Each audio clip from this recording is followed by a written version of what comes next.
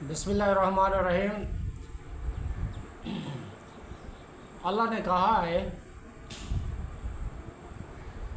تو مجھے یاد کرو میں تجھے یاد کروں گا۔ اللہ تعالیٰ نے اپنے بندوں سے کہا ہے کہ آپ مجھے یاد کریں اور میں آپ کو یاد کروں گا۔ اس کا کیا مطلب ہے کہ ایسے ہی جیسے ہم یاروں دوستوں کو یاد کرتے ہیں، کہتے ہیں کہ میں نے آپ کو یاد کر لیا ہے، میں نے فلاں ٹائم آپ کو یاد کیا ہے، ایسے نہیں۔ اللہ تعالیٰ قرآن میں کیا فرماتا ہے ذرا سنیے۔ فَاذْكُرُونِی أَذْكُرْکُم وَاشْکُرُوا لِی وَلَا تَکْفُرُونَ، تو تم مجھے یاد کرو میں تمہیں یاد کروں گا، اور میرا شکر ادا کرو اور میری ناشکری نہ کرو۔ یہ اللہ تعالیٰ فرما رہا ہے، یاد کرنے کا بھی کہہ رہا ہے، شکر ادا کرنے کا بھی کہہ رہا ہے، اور ناشکری کا حکم دے رہا ہے کہ ناشکر میری ناشکری بھی نہ کرو۔ فَاذْکُرُونِی، تو تم مجھے یاد کرو۔ کائنات کی سب سے بڑی نعمت حضور اقدس صلی اللہ تعالیٰ علیہ وآلہ وسلم کا ذکر کرنے کے بعد اب ذکر الہی اور نعمت الہی پر شکر کرنے کا فرمایا جا رہا ہے۔ ذکر کی اقسام۔ ذکر تین طرح کا ہوتا ہے۔ نمبر 1 زبانی، نمبر 2 قلبی، نمبر 3 اعضائے بدن سے۔ زبانی ذکر میں تسبیح و تقدیس، حمد و ثنا، توبہ و استغفار، خطبہ و دعا اور نیکی کی دعوت وغیرہ شامل ہیں۔ قلبی ذکر میں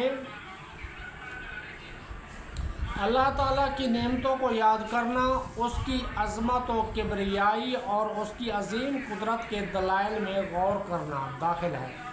نیز علماء کا شرعی مسائل میں غور کرنا بھی اسی میں داخل ہے۔ اعضائے بدن کے ذکر سے مراد ہے کہ اپنے اعضاء سے اللہ تعالیٰ کی نافرمانی نہ کی جائے، بلکہ اعضاء کو اطاعت الہی کے کاموں میں استعمال کیا جائے۔ ذکر کے فضائل۔ بکثرت احادیث میں اللہ تعالیٰ کا ذکر کرنے کے فضائل بیان کیے گئے ہیں۔ ان میں سے 10 احادیث کا خلاصہ درج ذیل ہے۔ نمبر 1، اللہ کا ذکر ایمان کامل کی نشانی ہے۔ نمبر 2،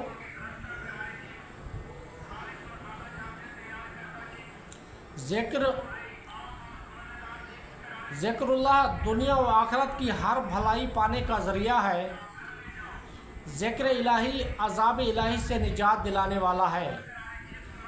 نمبر 4، ذکر کرنے والے قیامت کے دن بلند درجے میں ہوں گے۔ نمبر 5، ذکر کے حلقے جنت کی کیاریاں ہیں۔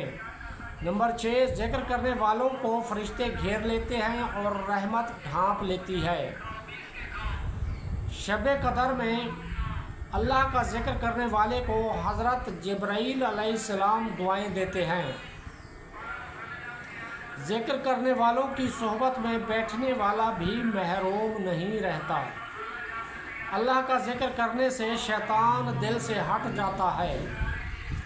اللہ کا ذکر کرنے سے شیطان دل سے ہٹ جاتا ہے۔ نمبر 10، اللہ کے ذکر سے دل کی صفائی ہوتی ہے۔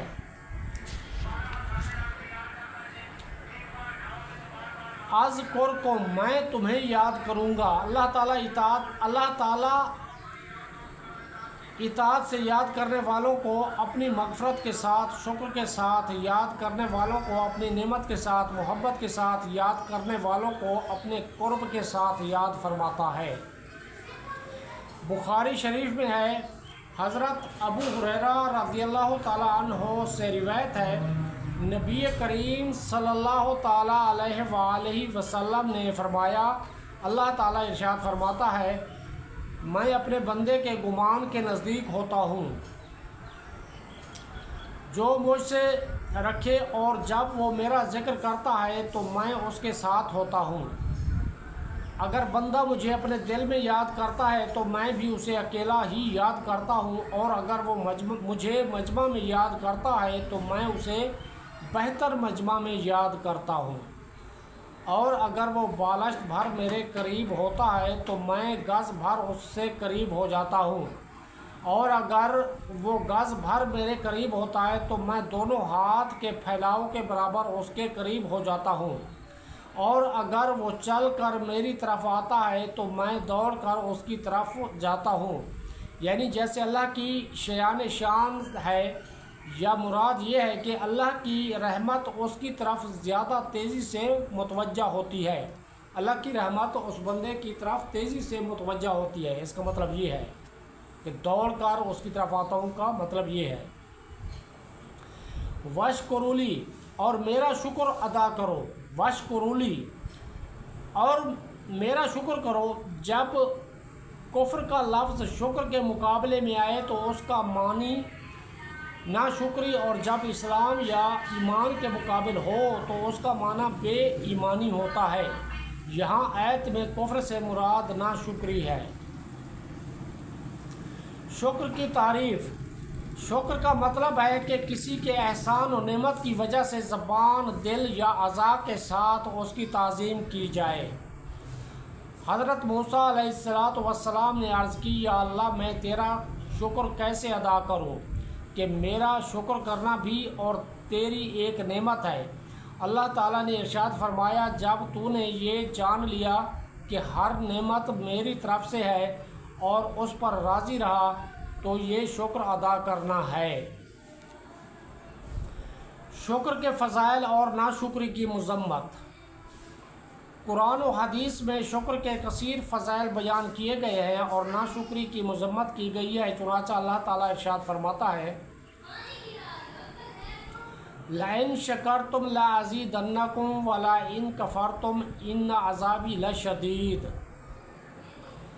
اگر تم میرا شکر ادا کرو گے تو میں تمہیں اور زیادہ عطا کروں گا، اور اگر تم ناشکری کرو گے تو میرا عذاب سخت ہے۔ اور حضرت انس رضی اللہ تعالیٰ عنہ سے روایت ہے، حضور اقدس صلی اللہ تعالیٰ علیہ وآلہ وسلم نے ارشاد فرمایا،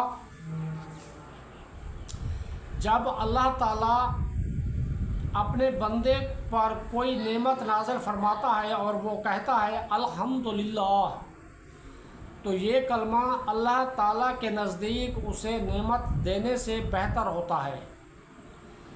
حضرت ابو ہریرہ رضی اللہ تعالیٰ عنہ سے روایت ہے، رسول اللہ صلی اللہ تعالیٰ علیہ وآلہ وسلم نے ارشاد فرمایا، اللہ تعالیٰ جب کسی قوم سے بھلائی کا ارادہ فرماتا ہے تو ان کی عمر دراز کرتا ہے اور انہیں شکر کا الہام فرماتا ہے۔ حضرت کعب رضی اللہ تعالیٰ عنہ فرماتے ہیں، حضرت اللہ تعالیٰ دنیا میں کسی بندے پر انعام کرے، پھر وہ اس نعمت کا اللہ تعالیٰ کے لیے شکر ادا کرے اور اس نعمت کی وجہ سے اللہ تعالیٰ کے لیے تواضع کرے، تو اللہ تعالیٰ اسے دنیا میں اس نعمت سے نفع دیتا ہے اور اس کی وجہ سے اس کے آخرت میں درجات بلند فرماتا ہے۔ اور جس پر اللہ تعالیٰ نے دنیا میں انعام فرمایا اور اس نے شکر ادا نہ کیا اور نہ اللہ تعالیٰ کے لیے اس نے تواضع کی، تو اللہ تعالیٰ دنیا میں اس نعمت کا نفع اس سے روک لیتا ہے اور اس کے لیے جہنم کا ایک طبق کھول دیتا ہے۔ پھر اگر اللہ تعالیٰ چاہے گا تو اسے آخرت میں عذاب دے گا یا اس سے درگزر فرمائے گا۔